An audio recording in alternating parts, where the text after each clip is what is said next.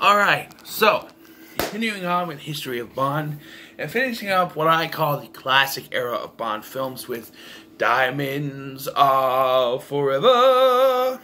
And the story with this was, originally George Lazenby had signed on to do 7 Bond films. However, it was Lazenby's lawyer who advised him that the 60s spy craze was going to die out in the 70s, and advised him to leave before it got stale. So Lazenby listened to this and left. In recent years, Lazenby had admitted that there was a bad idea, because James Bond is still going strong to this day, as we know. So it's called adaptation. But as a result, I feel like this film suffered a lot. And we're going to cast another actor as James Bond. They had someone in mind, I don't remember the actor's name, but United Artists said they wanted Connery back so that they could solidify the, they wanted James Bond back, they wanted Connery back, for this to be successful. So they did that. Now, originally, they started writing this film during the production of Majesties. And it was going to be a revenge plot with Bond going after Blofeld, with Irma Bunt and Draco returning. However, once Lazenby left, they scrapped it and rewrote the script. And the beginning of this film makes you think that maybe it is starting out that way. But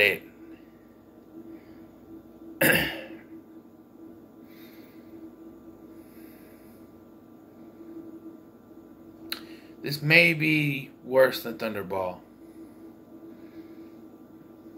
Maybe.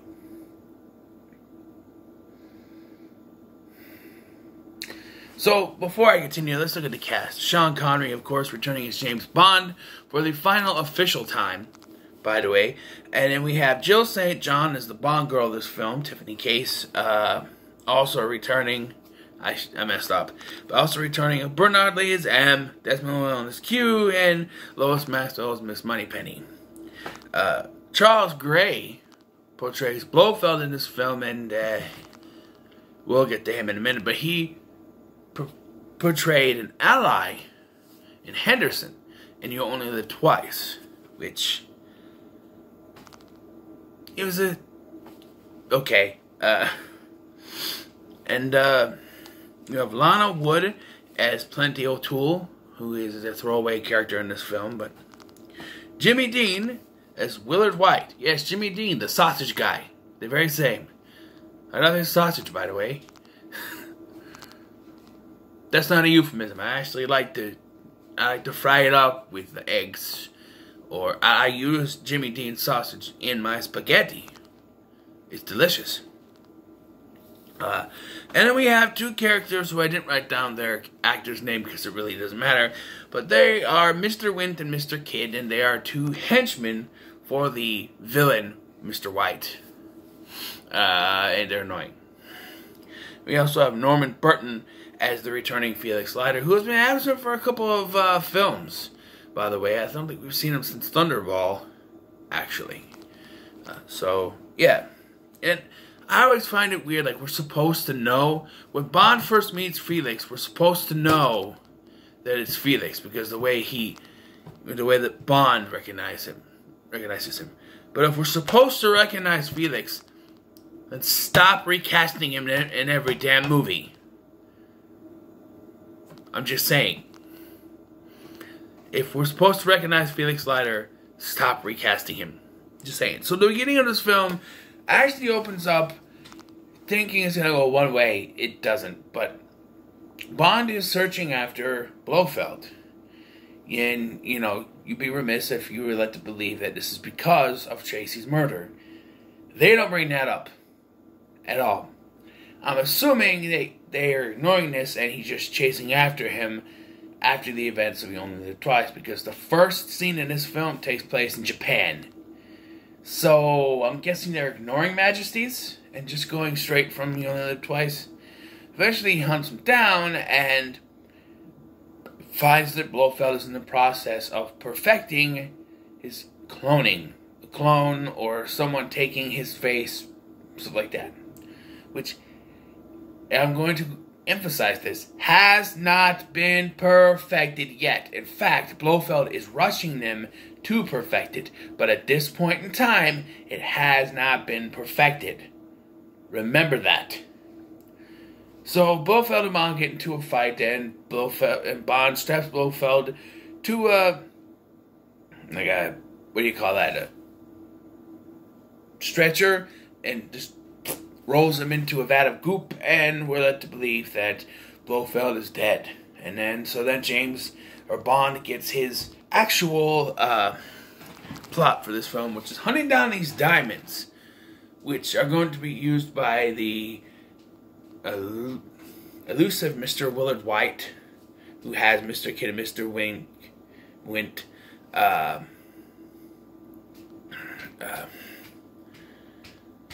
who, by the way, were parodied in Codename Kid Next Door, which has a lot of Bond parodies in it. Mr. Wink and Mr. Nod, I believe is what they were in that one. And they're implied to be homosexuals, I guess. They're holding hands, and there's a line where they're like, oh, she's a good-looking for a woman. Okay, it's subtle. It's the early 70s. It's subtle. And it's here I realized that Jill St. John looked very familiar to me, and I realized it's because she was in the first two episodes of the Adam West Batman TV series as Molly. Yeah, I didn't realize that, but she's very hot. But anyway,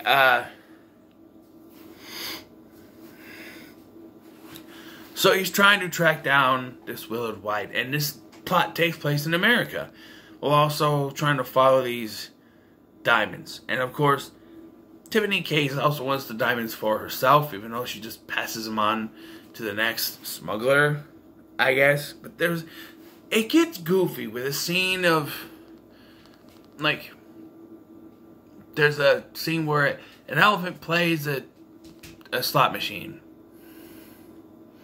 And there's also a scene later where Q has this device that guarantees him to get a jackpot each time. Yeah. So, eventually, there are these thugs that follow him, and there's this scene where it looks like Bond's going to burn alive. And I don't know who edited this, but it doesn't even suggest that it was actually happening. Like, they put him in, Mr. Wint, and Mr. Kidd put Bond in this coffin to cremate him alive. And it fires all around him, and Bond's freaking out. And the next thing you see is just the Shady Tree, the guy, opening up the casket. I'm like, wait, was Bond dreaming? Or was he really being set on fire? There's no burn marks. He has no damage to him. What happened? Makes no sense. There's also a space buggy chase. Yes, because for some reason they put, like, Bond sneaks onto this film set, which is the moon landing, which it's been implied several times that moon landing was fake. Wasn't, but, Eventually, though, Bond does make his way to Mr. White's building. He's staying in one of the suites. He climbs up to the top, and it's revealed that it's Blofeld. And I wish I could have filmed my reaction to this, because it was the loudest bullshit I have ever yelled out. This reveal makes no sense to me. Absolutely no sense. It's revealed that the Blofeld kid at the beginning was a clone. Must I reiterate? Bull fucking shit. They state, plain and simple, that the cloning process had not been perfected yet. Therefore, there is no way in hell it could have been a clone. Look, the idea of Blofeld being the main villain of this film is fine. But the clone angle makes no sense to me. if he had escaped at the beginning of this, and then there was a clone, like Bond comes in, sees him, shoots him right away, and then it's revealed that's a clone, that makes sense. Because by now he perfected it. But for Bond to kill off Blofeld at the beginning of this film, and then tell us, no, that was a clone, bullshit. He had not perfected it yet. There's no way. And here is where I realize a big problem with these Bond films. The false climaxes. It's been in the last 3, and I've started to take note. It's like when they wrote these Bond films, they said, we have to make these very long films. So we had to extend it. Like they wrote a climax, no, we have to extend it, it's not long enough, and they extend it. But it's almost like every single one of these scripts is climax, no, we have to extend it. Because we have Bond confronting Blofeld, but that's not the climax, because Bond gets captured, put in a tube, buried underground, crawls his way out, there's a chase, he reunites with Tiffany Case, or he tries to, he reunites with Leiter, and meanwhile Tiffany Case gets kidnapped by Blofeld dressed as a woman.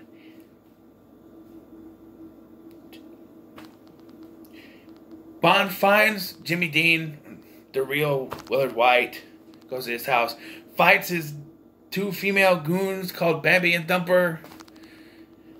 This thing in the water, in the pool or whatever, and they save Willard White, and then they somehow find out where Blofeld's secret base is because he built a model in someone else's penthouse. So they go there, then they have the climax, which is kind of boring. It's just shooting. I mean, there was a shootout in Majesties. Or not Majesties.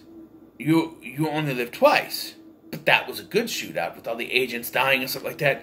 Here, there's a shootout, and Tiffany Case is supposed to be this strong female character. She fucks up. Twice, really. First, Bond is there. We find out that the satellite is powered by these diamonds. And the satellite's going to destroy nukes, which the explosions on these nukes look fake and are not big enough because they're nukes, and they should have blown wider, but this little from them, really. I mean, it's a big one, but it should be not, you know what I'm saying? And the effects, terrible. And the people who are set on fire, they don't look like they're actually on fire. And then for only later to actually set Mr. Kidd, one of them, on fire. For real. I don't know. But Tiffany fucks up first. So Bond, they find out it's powered by this cassette tape. Bond switches it, and he makes the mistake of slipping it in Tiffany's panties. And she switches it back thinking that he hadn't switched it yet. Well, he did, and she just fucked up. And then, when they're almost trying to stop this, he hands her a gun and tells her to shoot. And she shoots herself off the platform. I mean, if you could have been here, I went, this is your strong female lead of the 70s? Really? And it even gets worse because Mr. Wint and Mr. Kidd show up after the climax when they're on this cruise. And the whole time that Bond is fighting these guys, she's going, it's like, oh yeah, you're a strong female lead. You're gonna, oh yeah, I believe that, yeah. That's what she was pitched as, by the way, the strong female lead of the 70s. Yeah, I'm sure she started that way, but no. There's also a scene where Bond goes, so there's Plenty O'Toole, right, who hits on Bond in the casino. They're about to have sex, but there's thugs up there, and they throw her out the window. It's a funny line. She lands in the pool, and the thug goes, I didn't know there was a pool down there. There's some funny lines like, I have a brother. Anyway, when Bond gets to Tiffany's house, Plenty O'Toole is dead in the pool. Supposedly, there was a deleted scene which showed her coming back up to the room, seeing Bond with Tiffany, and finding Tiffany's address card and going to her house and being killed. Who cares?